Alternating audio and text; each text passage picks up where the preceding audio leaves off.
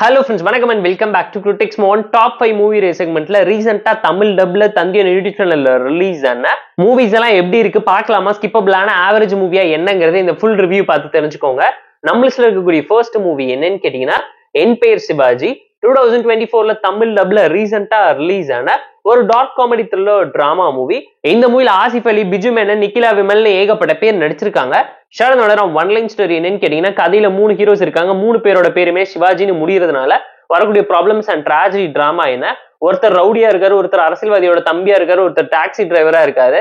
பண்ணாத தப்புக்காக வேற ஒருத்தர் அந்த பேரை வச்சிருக்கிறதுனால மாட்டிக்கிறதுனால வரக்கூடிய பிரச்சனை என்னங்கறத காமெடி டிராமாவா பிரசென்ட் பண்ணிருக்காங்க.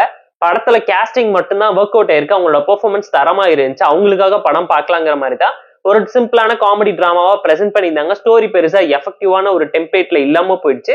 ஸ்கிரீன் பெனேஷன் அண்ட் எக்ஸிகியூஷன் ரொம்ப சட்டிலா வீக்கா இருந்துச்சு. ப்ரொடக்ஷன்ல செலவு பண்ணி பெட்டரான ஒரு அவுட்புட் கொடுத்திருந்தா நல்லா இருந்திருக்குங்கிறது நம்மளோட ஒரு பர்சனல் தாட்டான ஒப்பீனியனா இருந்துச்சு. கமர்ஷியல் காமெடி டிராமாவை தான் ஆந்தாலஜி மூவி ஸ்டைல்ல பிரசென்ட் பண்ண ட்ரை பண்ணிருப்பாங்க. பட் படம் பெருசா ஒர்க் அவுட் ஆகல. போர் அடிச்சா டைம் இருந்தா பார்த்து என்ஜாய் பண்ற மாதிரியான பிலோ ஆவரேஜான மூவிங்கிறத மனசுல வச்சுக்கோங்க. இந்த என் பெயர் சிவாஜி மூவிக்கு நம்ம தரக்கூடிய ரேட்டிங் எவ்வளவுன்னு கேட்டீங்கன்னா 4.2 out of 10. ஸ்கிப்பபிள் தான். நீங்க இந்த மூவி ஆல்ரெடி பாத்துட்டீங்களா இல்லையாங்கிறத மறக்காம கமெண்ட்ல சொல்லுங்க. நம்மளுக்கு இருக்கக்கூடிய செகண்ட் மூவி என்னன்னு கேட்டீங்கன்னா சாண்ட்விச். 2025ல தமிழ் டப்ல தந்தியன் யூடியூப் சேனல்ல ரீசெண்டா ரிலீஸ் ஆன மூவி. குஞ்சோ கோபன், சுராஜ்னு ஏகப்பட்ட பேர் எடுத்து நடிச்சிருக்காங்க. ஷாடனோட ஒன் லைன் ஸ்டோரி என்னன்னு கேட்டீங்கன்னா, நம்ம கதையோட ஹீரோ மிகப்பெரிய ரவுடியோட தம்பியோட டெத் கேஸ்ல இன்வால்வ் ஆகி மாட்டிக்கிறாரு. அதுல இருந்து தப்பிக்கிறதுக்காக வேற ஒரு வில்லன் கிட்ட போய் அடைக்கலம் கேட்ட இடத்துல அவரோட பொண்ணை கல்யாணம் பண்ணி வைக்க பிளான் பண்ணும்போது 2 வில்லன்களுக்கும் நடுவுல மாட்டிக்கக்கூடிய நம்ம கதையோட ஹீரோ இந்த கல்யாணத்தை பண்ணி தப்பிச்சாரா, அவரோட வாழ்க்கையில என்ன நடந்துச்சு, எப்படி இந்த கிரைம் பண்ணாரு, எதுல இருந்து இப்படி எப்படி தப்பிச்சாருங்கிற ஒரு டார்க் காமெடி த்ரில்லர் மூவியாவே இந்த மூவியை பிரசென்ட் பண்ணிருக்காங்க. காமெடி பெருசா ஒர்க் அவுட் ஆகல. கமர்ஷியல் எலமெண்ட் படத்துல ஆன் அண்ட் ஆஃபா தான் ஒர்க் அவுட் ஆயிருக்கு. சுந்தர் சி மூவி ஸ்டைல ஒரு கலாட்டா காமெடி டிராமாவை பிரசென்ட் பண்ண பயங்கரமா ட்ரை பண்ணியிருந்தாலும் படத்துல கண்டென்ட் இல்லைங்கிறது அப்பட்டமா தெரிஞ்சிச்சு. மலையாளம் ஃபேமஸ் ஆக்டரான சுராஜ் குஞ்சோ கோபனுக்காக பார்த்து என்ஜாய் பண்ற மாதிரியான தரமான பெர்ஃபார்மன்ஸை இந்த மூவில ஜஸ்டிஃபை பண்ணி தான் கொடுத்துருக்காங்க.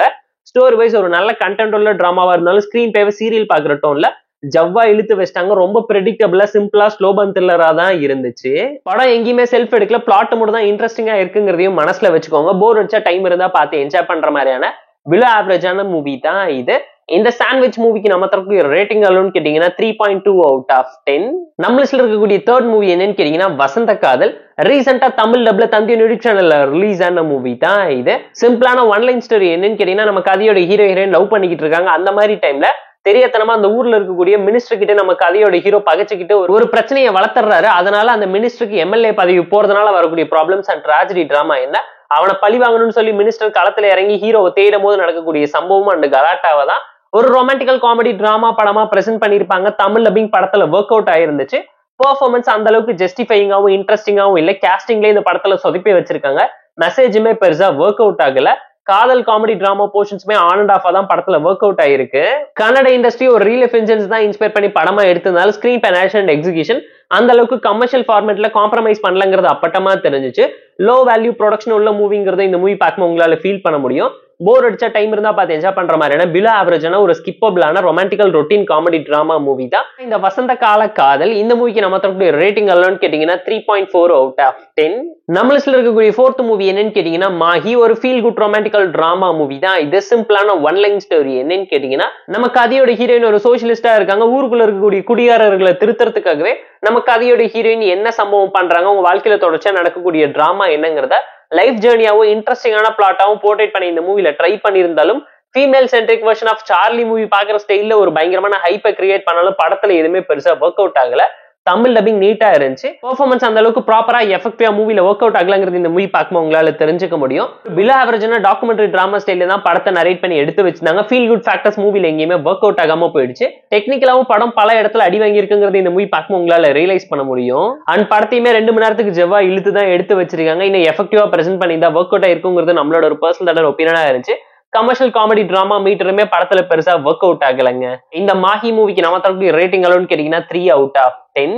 நம்மளுக்கு இருக்கக்கூடிய ஃபிஃப்த் மூவி என்னன்னு கேட்டீங்கன்னா டேவிட் அண்ட் கோலியட். 2025ல தமிழ் டப்ல ரிலீஸ் ஆன ஒரு மலையாள மூவி தான் இது. இந்த மூவில ஜெயசூர்யா, அனுப் மேனன் ஏகப்பட்ட பேர் நடிச்சிருக்காங்க. சிம்பிளான ஒன் லைன் ஸ்டோரி என்னன்னு கேட்டீங்கன்னா, நம்ம கதையோட ஹீரோ பயங்கர நாலேஜபிள் பர்சனா இருக்காரு. சர்ச்ல ஹெல்ப்பரா இருக்காரு. சின்ன வயசுல இருந்து அந்த ஃபாதர் எழுத்து வளர்த்தின காரணத்தினால அந்த சர்ச்லயே இருக்கவர் பாத்தீங்கன்னா அனுப் மேனன் கிட்ட பேசி பழகி ஃப்ரெண்ட் ஆகுறாரு.